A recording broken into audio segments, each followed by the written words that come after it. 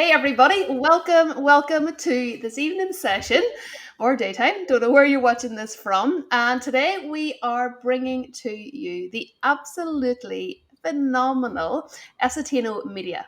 And I let them do proper introductions as into who they are and all of their expertise. I am so excited to bring this to you today because here's the thing. When you meet people who are profoundly talented at what they do, and they have so much enthusiasm for their craft, it is completely infectious. So I used to have a YouTube channel. I had a couple of hundred videos on there, and I parked the whole thing a couple of years back. And chatting to these guys over the last few months, I can feel the excitement inside of myself for me doing this inside of my own business. And I thought, what better than to bring them on, share with all of you guys their amazing expertise. Now, these guys are running channel management for six-figure players. Welcome, everybody. So good to see you. I see somebody has just scanned the QR code. There is a code there on screen where you can get a discount for an amazing strategy session with Essetino Media. But as I said, these guys are doing channel management for six-figure players, seven-figure players, and even some multi-eight-figure entrepreneurs. Some of the biggest names in this industry. So with that said, welcome guys. It is so incredible to have you here. I am so honored that you've taken the time out of your day. Maeve, thank you so Just much for having us. on and tell everybody this is going to be a fairly relaxed session. So just jump on and tell everybody a little bit about yourselves, who specifically you work with, and what we are going to be chatting about today. Yes, so excited to be here. Thanks for having us, Maeve, and hello to everybody who's watching. I'm Auret. This is Jewel. Hello. And we've been best friends for a long time. We started this business that's evolved in so many different ways. But essentially, Essetino Media helps coaches, consultants, thought leaders, and business owners put their best work, their education out there, profitable education content, so that you can grow your business, you can grow your revenue, get more leads through YouTube. And we focus heavily on YouTube strategy for businesses because, you know, if you're looking up all of these YouTube resources out there, you're going to find a lot of stuff about getting lots of views and subscribers and going viral. Yeah, which is a totally different strategy, by the way. The strategy for going viral is different from positioning yourself as an authority and leveraging the search aspect of YouTube, which is great for educational content. So we really teach you how to position yourself as the go-to expert in your field, and use YouTube as this, like, I call it, like, it's like having your own marketing and sales team out there. Like every single video is its own, it's a team member for you because it's out there working in the search, in the algorithm, and bringing people back into your world. And it works for years. And it's evergreen. Like a video can last for a long time. So yeah, we're all about, keep stacking those videos on your channel because eventually it starts to just work as a machine on its own. Yeah, and we've been doing this for over 10 years. We've done lots of YouTube coaching, consulting. We have the Profitable Channel course as well with over 80,000 students and 5-star reviews. People are really loving the SEO method that we teach, which is really, what our specialty. So yeah, excited to dive in. Fantastic. I think one of the things that really struck me about what we're going to be talking about in today's session is the fact that we're going to be talking conversions. Okay, because as you guys say, there is, inside of my company, we build quiz funnels and assessments. So it's all about getting the lead. That machine is about getting the lead. Yeah. But what I'm so excited about is the shift of the conversation to conversion. So where we are setting up our channels in the right way, running our channels, even if we are doing it ourselves or we have a couple of VAs in our team, for example, running it in the right way so that we are optimizing for conversion. So before we get into all of that, one of the things, and this might be where I'm like, I've got like a checklist of all of the mistakes that I made back whenever I was like DIYing all of this myself. Or, kind of 6 years ago, 5 years ago, 4 years ago, 3 years ago, to dive into some of the mistakes that we'd love the viewers, or there's loads of people in my email who've asked for the replay who cannot be here live. What are those big kind of chunky mistakes that we really want to avoid out of the gate? One of the first things I'll say is the mistake of not treating your YouTube homepage like a website. So they'll not upload a banner, or they'll upload a banner of space. Usually people upload like a galaxy photo or some blurry photo or something. We've seen this more than once, so that's why we're mentioning it. Or they won't put a profile photo, or they'll put a whatever photo, and they don't take the branding seriously. Yeah. And they're wondering why, they're not getting any customers or clients from their channel. Yes. Yeah. It's really important to use your channel as like a landing page. Mm-hmm. So using that, for example, this is just one aspect. Your YouTube banner is prime real estate for you to say very shortly, why should I stay here? Why should I stay on this channel? What's in it for me? And also letting people know whatever is the first step to engaging with you. And usually that's positioning a lead magnet, like a quiz or some sort of opt-in freebie, whatever you have on the banner as well. Including your links, like giving people call to actions is also very important. So that's another mistake that I will add to what you said. If you want people to sign up for a course, if you want people to book a call with you, if you want people to get on your email list, you got to tell them.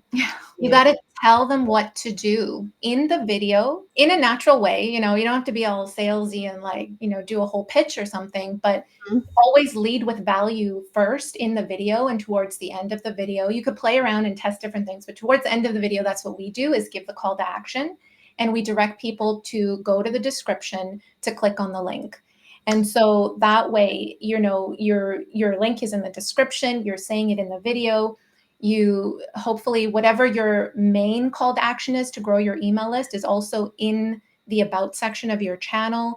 So all of these little things, you'd be surprised. Like, we worked with someone who was doing like great content on YouTube. Professional content. Really great content. They had all these really great guests as well, interviews, getting and stuff. Views. And they were getting views, and they're like, what's happening? Like, I'm not getting email subscribers. I'm not making course sales. And I'm like, well, for one, you don't have your link in the description of the video. So how are they going to get to the course? There's no links, like literally no links. I think you're going to leave YouTube and go and Google you on the internet and try to find your sales page. You're not going to do that. You have to tell people what you want them to do. Yeah. So that one change, like that, we got an email like a couple days after, and they're like, I don't know what your voodoo you did, but we're all of a sudden getting subscribers. And we're like, it's so simple. Yeah, it's like, that's just that one thing. And the last thing that I'll say, like a third big mistake as well,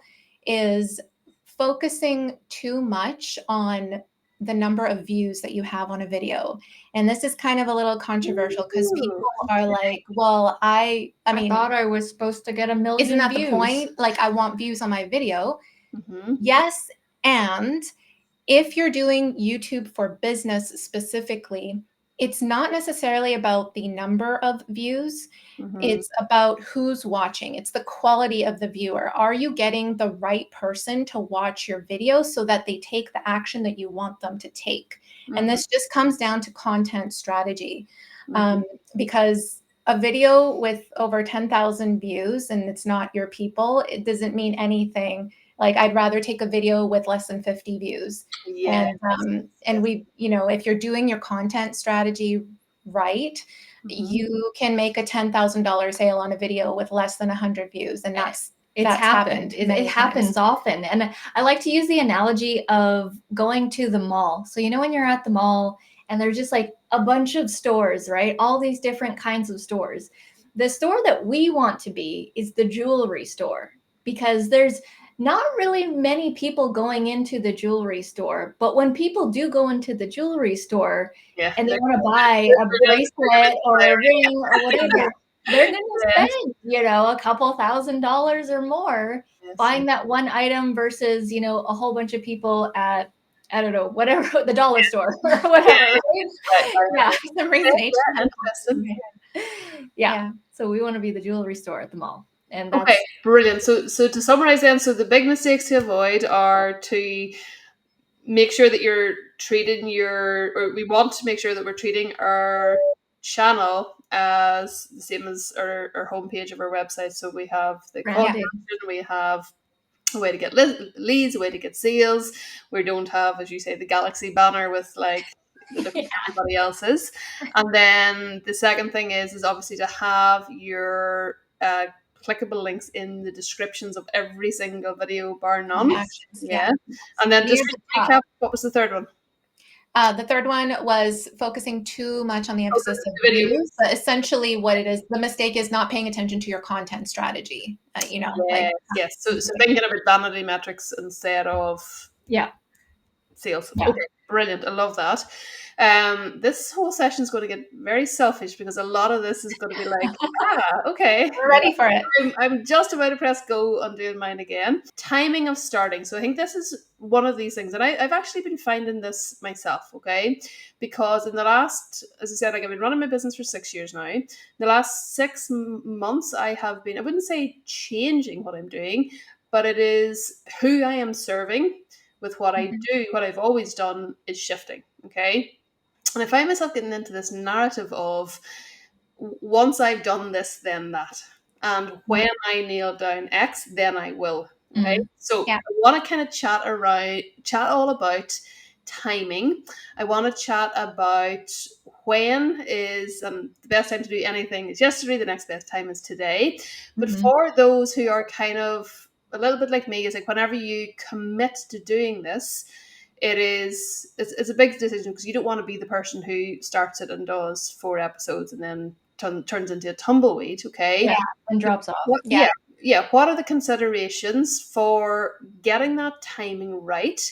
If you are on your entrepreneurial journey, depending on kind of what chapter you are in, the complete newbies versus the people who are already at 6 figures, how would you chat people through the timing of when it is right? So there's a couple ways I can answer this. So first I would look at your goal. Like what is your goal? If your goal is to sell more of your offers, then, and that's how you want to grow the business, that's your focus, then do you already have that set up? Do you already have your offer dialed down? Do you have somewhere that they can land and check that out? Because that is foundational work that needs to happen first, because we want to send traffic. YouTube is a traffic mechanism, right? So we want to use that intentionally to wherever you're going to direct them to. There's also the piece of, I know a lot of people have this kind of all or nothing thinking where they're like, if I can't do YouTube right, I'm not going to do it. And that's the wrong way to think about it, because it will never be right. Like it will never, you can never do YouTube perfectly, because first of all, there's no such thing as perfect. It's totally subjective. Your first videos will be crappy. But that's this is a blocker for me then, because it's like wait until I've got this sorted, and wait till I lose weight, and wait till I and by then you're like, oh, I wish I would have started earlier, because it's a long-term game on YouTube. Like it takes time, right? I'm sure like it takes time to build your audience on there, and for the algorithm to understand what your content is about so that they could show it to more people and push it out and that sort of thing. And it takes time to get comfortable as well on YouTube and your style of speaking. And you're going to be like all rigid in the beginning, but after about 10 to 20 videos, you start to loosen up. And it's like, it's fine, because initially those videos aren't really getting views anyways. It's not until like later on. I heard Russell Brunson talk about this, where, you just have to keep putting out content, because like in the beginning, it's usually crappy. And so no one's really watching. It's not until like way later on that people pick it up. And it's like the same for certain TV shows. It's like, oh, a show starts to get famous in season 2, you know, but by that time they've already done a whole bunch of episodes. So it takes time and it's a journey. And we've gone through so many different variations of being so scared to speak on camera. Oh, I didn't look good in this one. I didn't like, there's so many videos where I look bad, but they bring in leads and they bring in sales. So I'm cool with it. My videos were... So what you're telling me is I shouldn't have deleted my 200 videos. Yeah. Maeve, did you really do that? She did. No.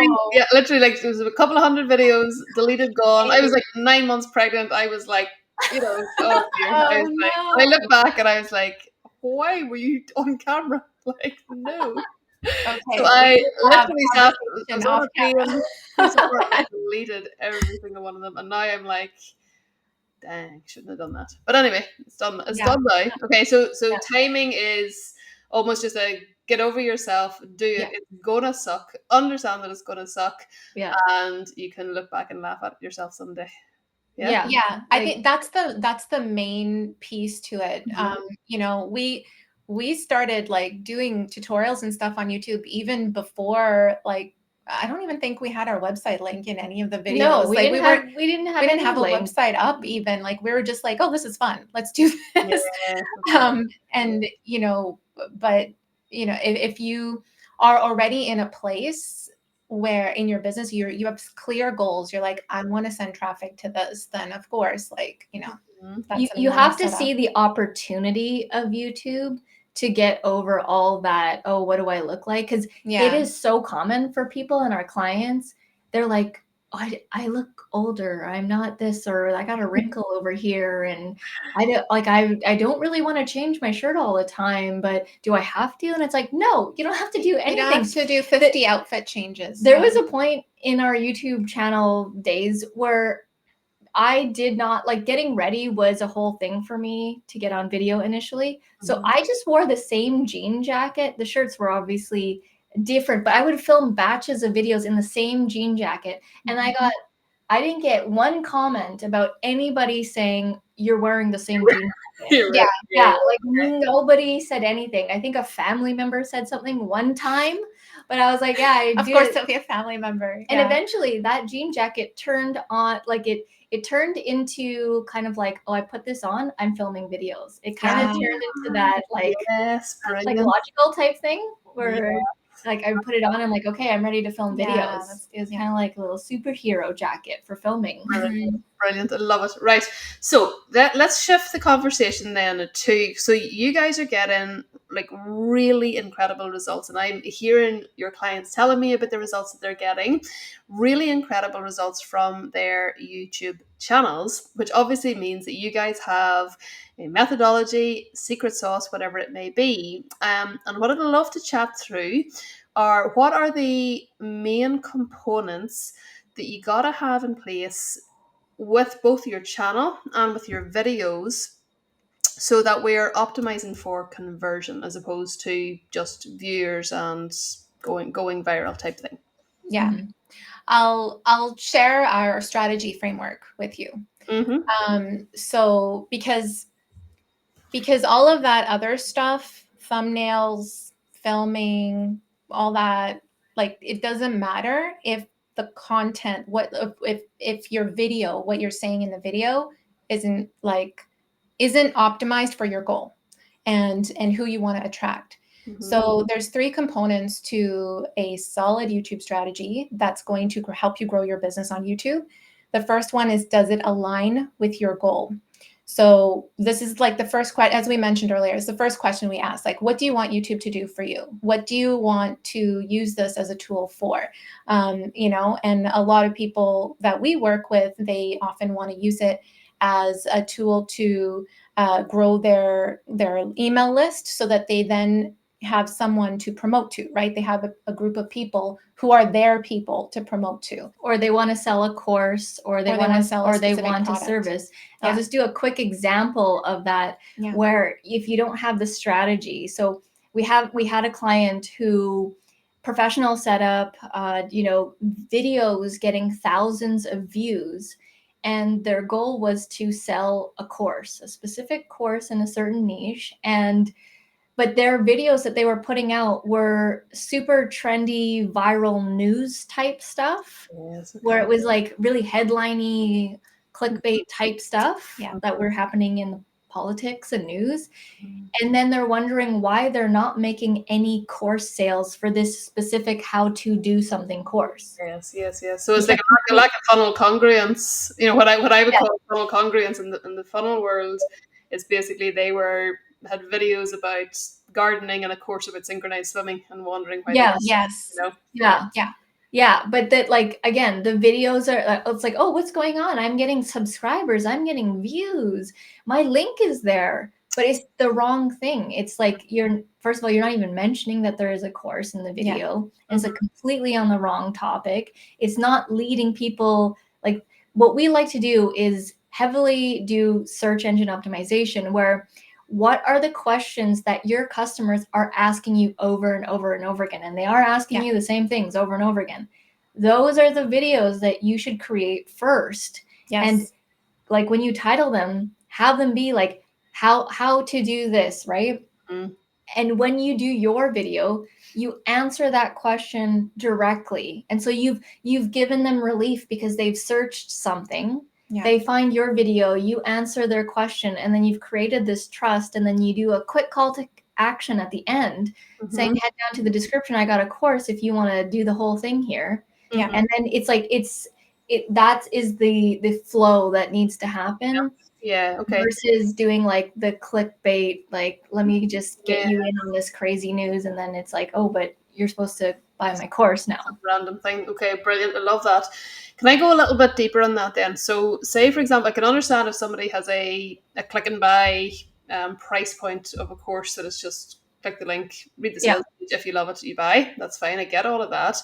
Say, for example, if you have a high ticket service, okay, that has an application funnel in front of it, okay, so application form through to sales conversation, through to client, and then the main mechanism is, say, for example, a quiz funnel or a thought leadership assessment as well.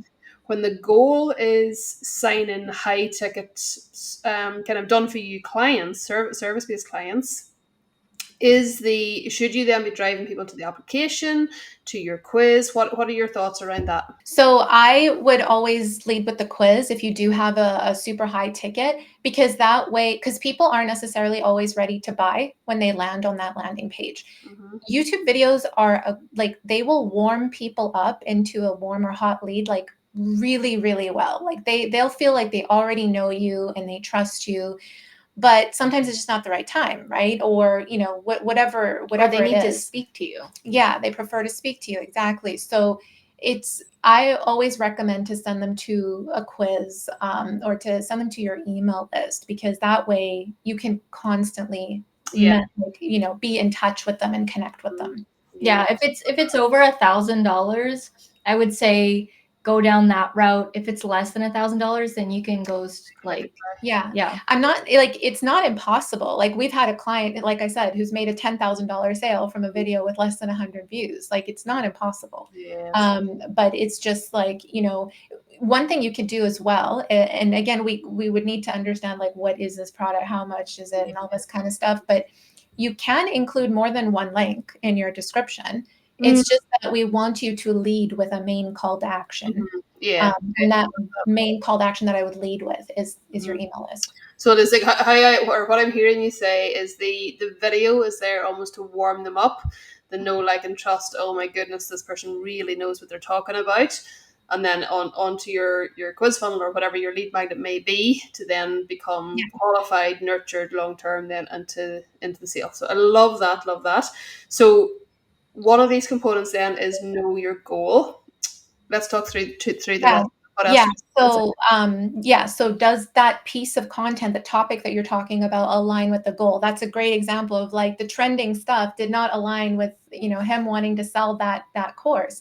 The second piece to it is, does it attract the person that you want to attract? So the person for his quiz was completely different than the person that he was attracting with the trending content. Right? So it comes back to, it's not about views. Like, you can have a ton of views, but are they the right people? So you really have to think about those topics that your person would be searching for. And the frequently asked questions is a great place to start. Another great thing, if you already have a channel, you can look in your comments. What are people asking? You can use those questions as video ideas. You can, just think about the clients that you have already worked with. What questions do they ask you? Like, there's so many places you could source these questions from. Or even, some of our clients, let's say they only work with women over 50. And it's like, okay, well, are you using the colors that it's going to attract someone? Are you using the branding? Are you using the language? Is the title saying The women language. over 50? Because, there was a client of ours where they were attracting women over 50, but most of the demographic watching their videos was male. And I was like, okay, we need to switch this over because, your clientele is women over 50, right? Yeah. So we got to like change it up here because we're not getting the right person to watch the video. So we started doing like her topic, like, and then saying like For women. Yeah. So Yeah, that, so that's another great example. And the third piece is, we've already talked about it, call to action. So is what you're saying in the topic of the video, does it align with the action that you want them to take? So when you're thinking of video topic ideas, you really want to look at that topic and ask yourself those questions. Does it align with the goal? Does it attract the person I want to attract? Does it align with the action that I want them to take? And if so, that's a great content piece, like, for you to start with. And that way you're covering all of these things and increasing your chances of them clicking on the link, going to your site, and doing what you want them to do. Fabulous. Yeah. Love it. Love it. Love it. Love it. Then let's shift a little bit to video types, okay? Because I've seen and I've kind of heard a few whispers about this over, say, the last 6 to 12 months. But do you know the way on YouTube and I'm not an avid YouTube video watcher, but you see some videos are, everything is polished and perfection, and there are, the subtitles and the swish, I don't know all the technical terms. The swishes is very technical. Transitions might be the appropriate term. Not the swishes, but like the transitions, everything is like, like very what I would call fancy and almost almost contrived. And then you see other ones that it's just, somebody that barely even has like a ring light and a mic, okay? Yep. What are the video types? And we'll get into lengths and all of that sort of stuff in a moment, but just what are the video types that you see like bang at this moment in time? So March 2025, the types that are performing the best. So YouTube goes through these changes, right? And when it first started, it was like super vlog style, run and gun, pull out your camera, and then it went super professional. But then everybody's being too professional, and it's actually coming back to people want authenticity and not so polished. So it's actually coming back around, and it tends to go like up and down. But I will say this, because a lot of entrepreneurs and businesses, they think, gotta be professional, gotta have the 4K camera, gotta, book the videographer, get all the lights, blah, blah, blah. Here's the thing is, like you said, there are videos and people who have YouTube channels who just have a simple webcam and this microphone's from 2015 and people still ask us, what mic is that? And it's like, we got it for $20 on Amazon. So, and this is what we film 95% of our videos with. Yeah. Okay. So the videos that have that setup and then the videos that have the super professional look, they both can be successful and they both can win on YouTube. So having a professional setup is not the determining factor whether you are going to be successful on YouTube. It's not. It's the content. It's like what are you saying in the video? Are you actually being authentic? Are you helping people? Are you providing value? So yeah, a lot of people think they need this crazy setup, but the thing is that is a barrier. That is a huge, huge barrier because they're like, I'm going to buy this new camera and I'm going to buy this crazy $1,000 mic that I've never set up before, and I'm gonna film, 5 videos a week. And I'm like, I guarantee you're gonna fail. Like, I see failure all written all over that. Yes. So that's why we say start off with what you've got. Like, what is the lowest barrier to entry? If it's your cell phone, it's your cell phone. If it's this Logitech webcam, it's the webcam. But like, what is the easiest to get started with now? Okay, brilliant. And then on that, just one final kind of thread to pull on. When it comes to editing, okay, say for example, if you say swish instead of transition, do you recommend go back and like cut that out and edit it to perfection, or is it's grand, it'll do, pop it up and go? What are your thoughts on that? I would say like do at the most basic form, you can do what's called jump cut editing, which basically means that you remove the mistakes and dead air in between what you're saying.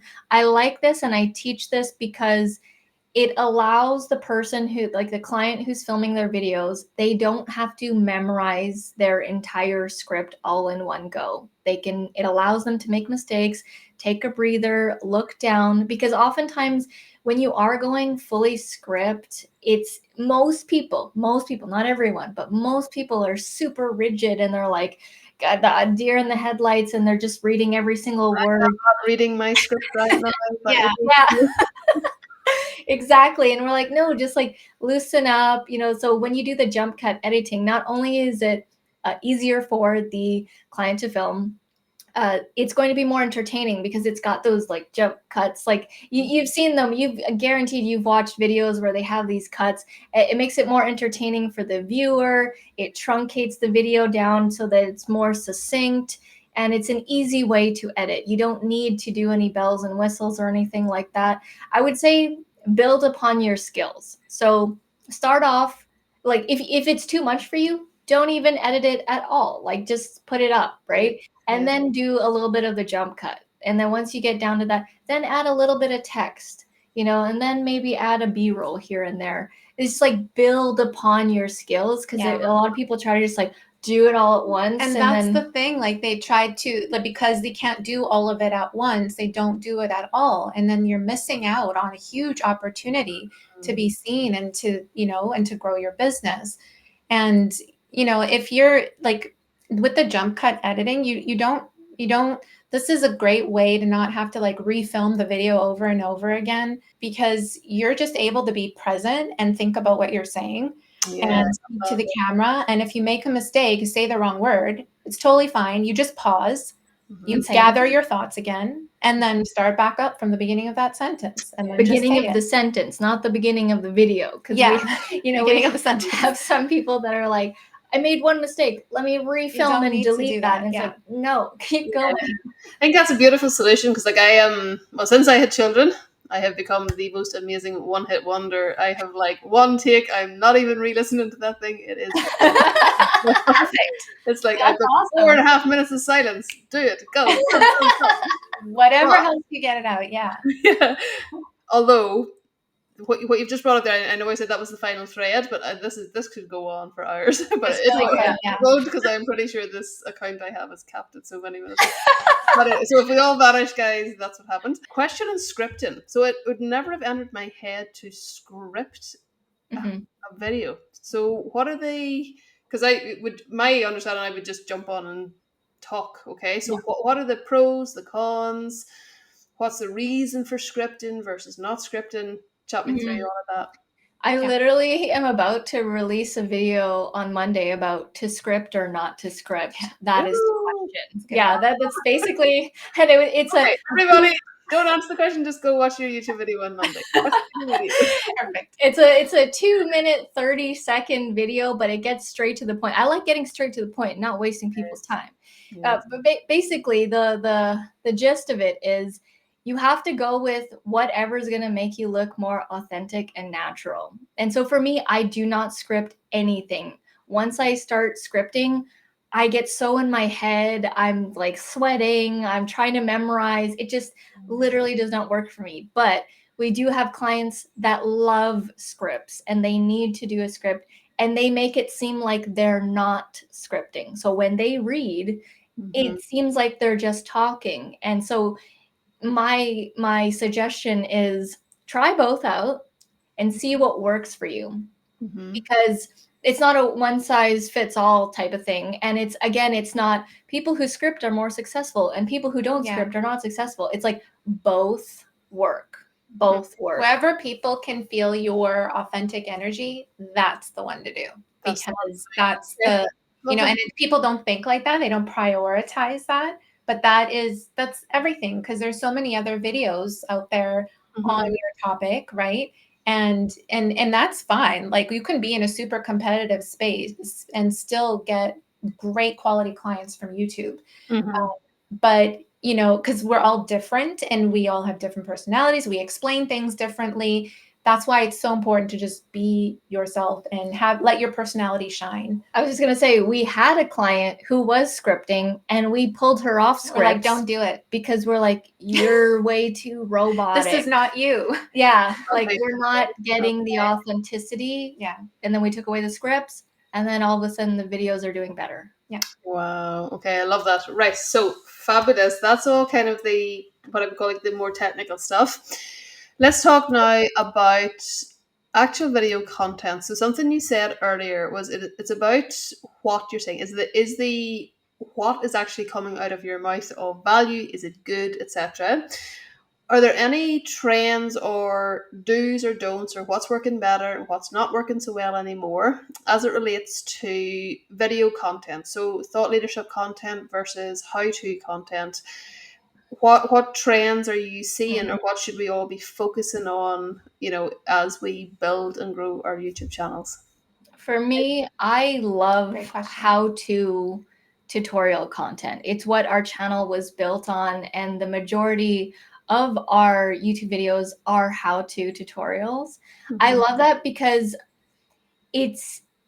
there's a step process. Whatever you're teaching, it's like 1, 2, 3, 4, 5. And so it's hard to screw that up when you are teaching something that you already know and you're going in sequential order and teaching someone something. So that's why I love to recommend to people to do how-to tutorials. That both are still out there in the world, in the YouTube world. Both how you position it, and both thought leadership. We're actually leaning more into thought leadership because 90 to 95% of our videos are how-to tutorials. They're so easy for me. Like, they're easier to edit, they're easier to film, because you don't need the bells and whistles of the transitions or anything when you're doing a how-to. Like, if you're sharing something on the screen, like you just show them whatever it is you're showing them what to do. So I think both are still working in the market right now. And I would lean into, I usually tell our clients to lean into the how-to more, because that typically is an easier video for them to do. And just to be clear, like, it doesn't always have to start with how-to. What we mean by how-to is it's the question that people are typing into the search, right? And it might just be like, for example, YouTube strategy for business, rather than how to use YouTube for business, right? You could play around with those different terms, but what it comes down to is, how are you positioning or packaging the video so that it speaks to who you want it to speak to and that they click on it. And when I say packaging, it's really about, like, what is the title and the thumbnail, because those two things work together to get someone to click on the video. So a lot of times we will work with clients who people aren't really searching for their solution that they offer. But that's why you have to think, what are people searching in the space that they are in, where this solution can be valuable to them, even if they're not typing, that exact thing. Yeah, exactly. It's something. I was in a mastermind in Boston last week, and one of the lads there said something to me that has really stuck with me since, and I think you've just answered it. But it's how to content attracts how to people. And again, it was all tied in with the shift of working with a newbie audience into really high level thought leaders, and how what they resonate with are two completely different things. But I think you've just answered that, is that it doesn't have to be how do I ABC, how to Yes. XYZ. Yes. You can weave it in your titles of it, that it speaks equally to those kind of much higher level entrepreneurs than it would to somebody who's actually looking for the ABC of how to do it. Absolutely. Yeah. Absolutely. You can the beauty of YouTube is each video is its own entity. And so you can test it out. You can test out doing that style of how to ABC, or, mixing in the thought leadership as well, or even doing a different type of video. I like, I always ask our clients, oh, what are the products that you recommend to your clients? Like, let's say it's a service or something. And they're like, oh, I recommend this training or this website or something. And I'm like, do a video on that. Do a video sharing tools, sharing products and services that you are already recommending to your clients. And yeah, so it's a value and it's a give type thing. Yeah. Always leading with value. Yeah. We stopped asking for the subscribe on our YouTube videos years ago because we focus on giving value first. If you notice, like, people typically in the first 30 seconds will be like, hey, comment, like, and subscribe on my video. And it's like, you haven't even given anyone anything. I don't know anything Why am about I going to like Yeah. and comment and subscribe when nothing's happened yet? So we actually do not ask for the subscribe. And instead, we ask people to head down to the description to get on our list or to get one of our courses or our training, because that is more valuable. Yeah. Yeah, and the fact that they are doing that means that they already like you enough to have subscribed. Yeah. I love that. Right, let's talk. We won't keep you too much longer, but let's talk about the algorithm, okay? Because a lot of people on the other platforms, whether they're search engines, social media platforms, whatever it may be, are almost at the mercy of this algorithm and their business performance. And what I observe a lot of entrepreneurs doing is they are attaching emotion to blaming the algorithm for things not getting as much attention as they used to, etc., etc. Okay, so give us. I know absolutely zip about the algorithm on YouTube specifically. Is there kind of like a cliff notes overview of what's how everything is going, how things are working, what's good, what's not good, what to do, what to avoid, all of those types of things?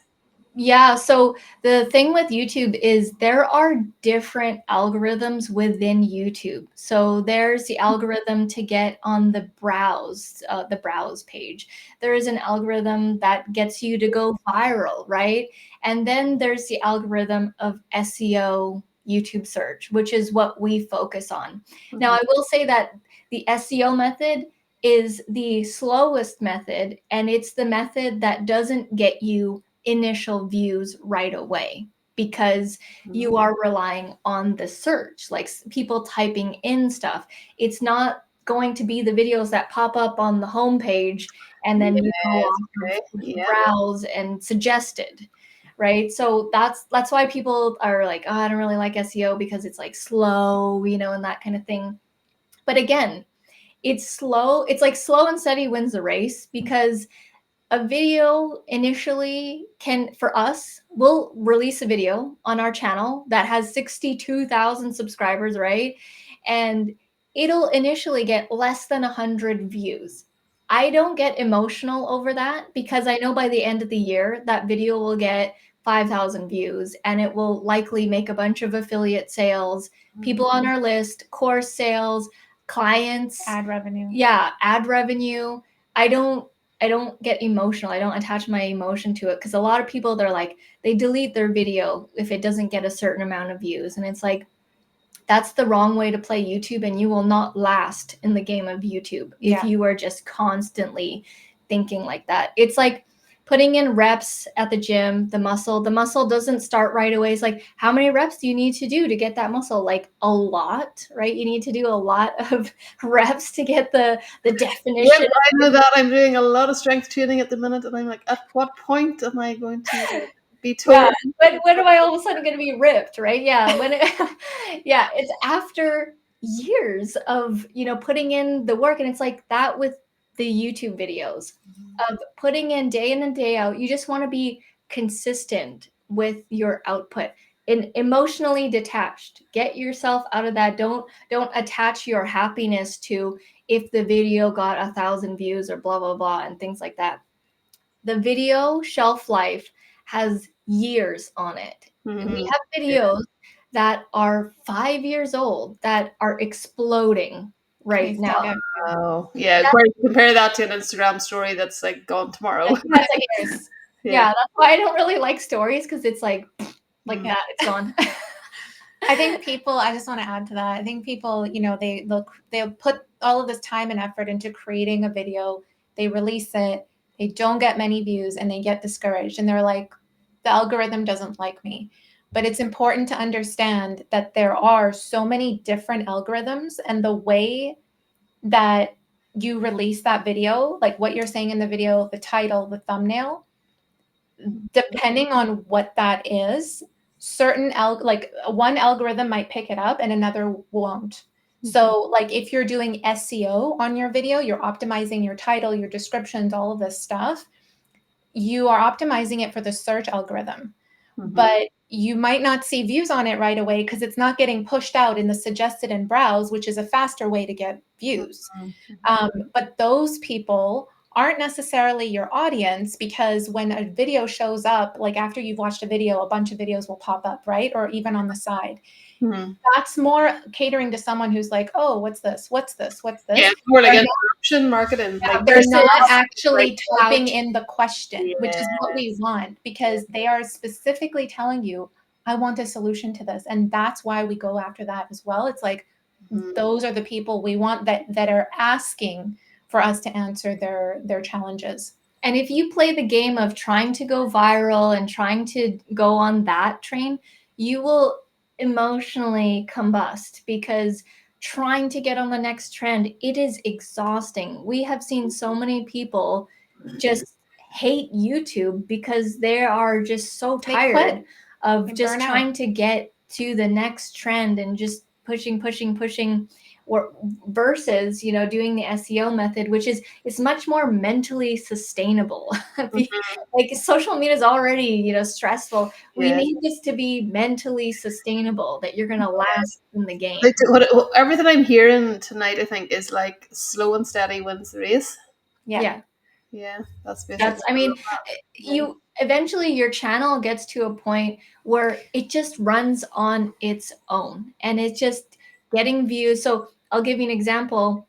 We release a video that initial video, on a Monday gets less than 100 views, but our channel as a whole gets over 100,000 views per month, because the channel is as an entity itself. It's almost like its own ecosystem. Yes. And people look at that one video that they just released, and it's like, no. Look at the channel as a whole. What's the channel doing for you? This is why many people don't they don't have a YouTube channel, but they have other social media platforms, right? Because it is tough. It's hard. It's the hardest social media. I'm not sugarcoating it. Yeah, it's quite the commitment. But if you can stick it out, your YouTube channel is going to be an asset to your business. Yes, yeah, exactly. And as you said earlier, it's like a sales machine, and it's like a salesperson working inside your business all the time for you. Many salespeople out there. Many salespeople. So let's just kind of move on to one final topic, if we can. I used to, quite cringily now that I think back on it, dark videos, probably no lighting of any description. I had a podcast of, say, 200 episodes, and I just recorded myself doing the podcast and had those as videos. Would you guys be pro or against video podcasts? And I wanted to kind of tie that conversation into repurposing, and how can we make, when we do this YouTube channel, how can we repurpose things then to make everything else a little bit easier?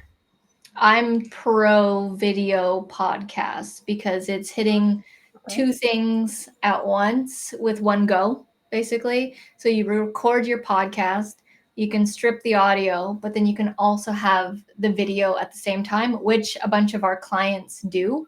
Mhm. And so you can repurpose and upload that to your podcast, right? Spotify and whatever.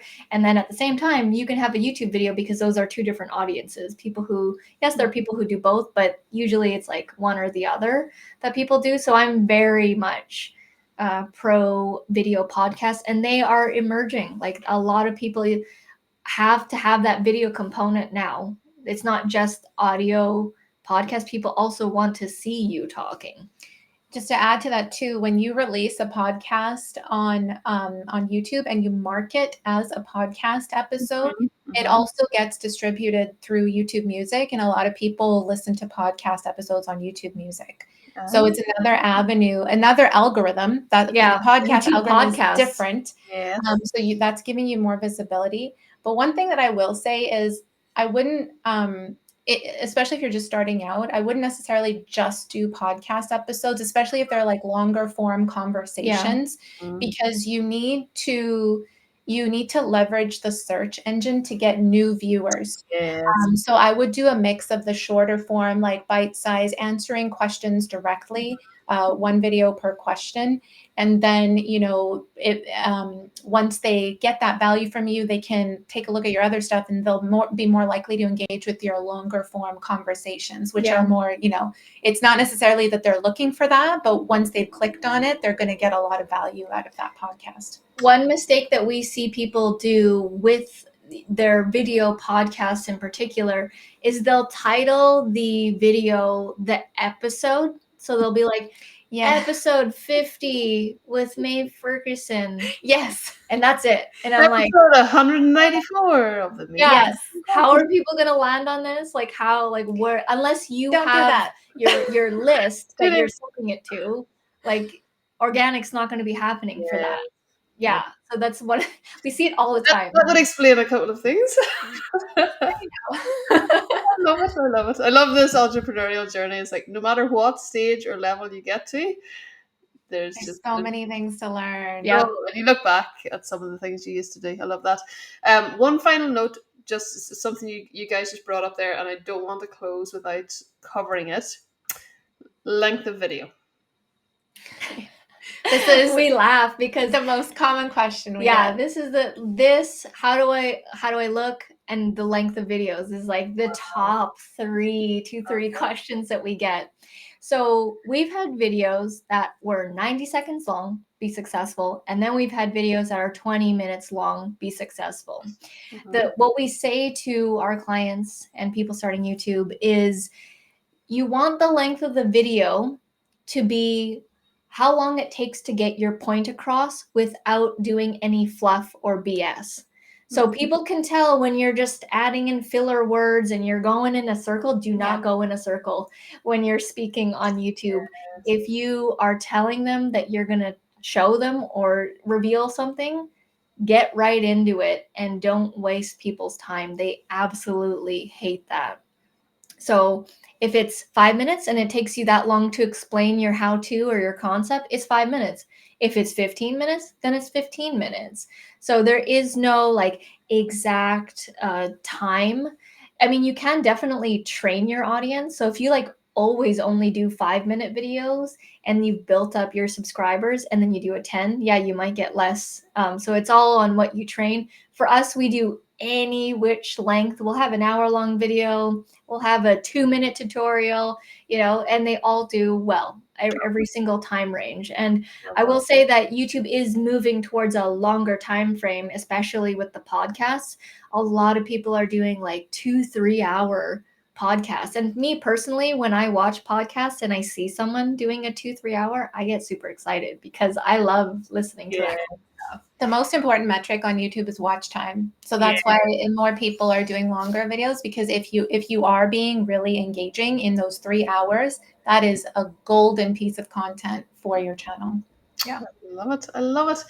Right, this has been incredible. Are there any kind of final thoughts? I'm going to share with, or get you guys to share with everybody in just a moment, how they can get their hands on a really special offer that you guys have put together.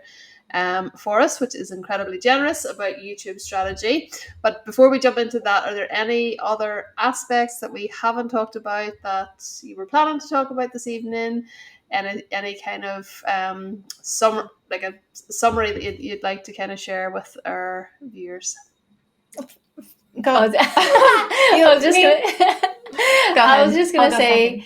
it's usually a mental barrier for people. That is the biggest hurdle that most people need to get over. Is, can I do this? Will this work? And I can tell you 1000%, if you have a product or service and you are providing value, it will work for you. It will work for you. We've seen it. We've seen people who had no experience whatsoever, never filmed a video, and they're getting clients, making sales, getting Google ad revenue from their videos.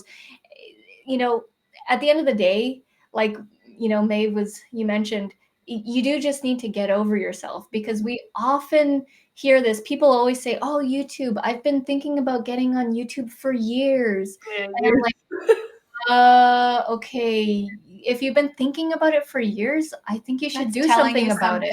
Yes. That's your gut saying, like, hey, there's an opportunity here. Like, if you got something to sell, and you got to be on YouTube. So my whole thing is usually just, you need to get over yourself. I think it's really important to change your perspective on what YouTube is for you.